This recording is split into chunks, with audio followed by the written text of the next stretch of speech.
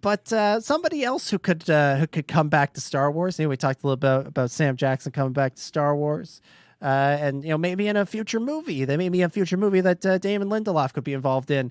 Is Daisy Ridley? Daisy Ridley, of course, played Rey in the sequel trilogy, and she was at an awards show recently, and was they always like to ask. They always like to ask the Star Wars stars, when they're coming back to Star Wars, and Daisy doesn't really tease anything with her answer, but it's kind of fun. So take a listen to this. Do tell me, do you miss being Rey? Are you going to make a return to Star Wars? I'll always be Rey.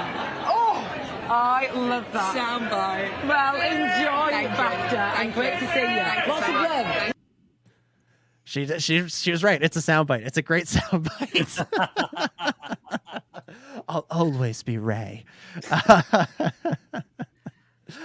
Bring her back. Bring her back. Bring her and John and Oscar. Bring them all back. Bring them all back. We already talked about Oscar being on Galactic Star Cruiser, so send Daisy out there as well to promote that, and we can read too much into it. Why not? Why not? She's not gonna pull a Harrison Ford on us. I don't think. She's gonna be like, "Yeah, you can only bring me back if you kill me off." Like, she's. I love when these actors really show passion and ownership over these characters, and seem to love them as much as we do. So that's it's great. I love hearing stuff like this, and it gives me hope that hey. It may not be next year or the year after or even 10 years from now, but I think eventually we will get her back as Rey and John and all those guys. The trend with these things from my point of view is that as we move into this sort of like culture that moves so quickly and we're constantly jumping from thing to thing to thing, it's going to take a lot less time for this generation of Star Wars actors to come back than it did for previous ones. It took Harrison Ford, Mark Hamill, and Carrie Fisher, 30 some odd years to come back after Return of the Jedi. It took Ewan McGregor 12 years or 17 years. So that's already less. And, you look at that Spider-Man movie that came out. It took a while to get Tobey Maguire to come back, but less time to get Andrew Garfield to come back. And then,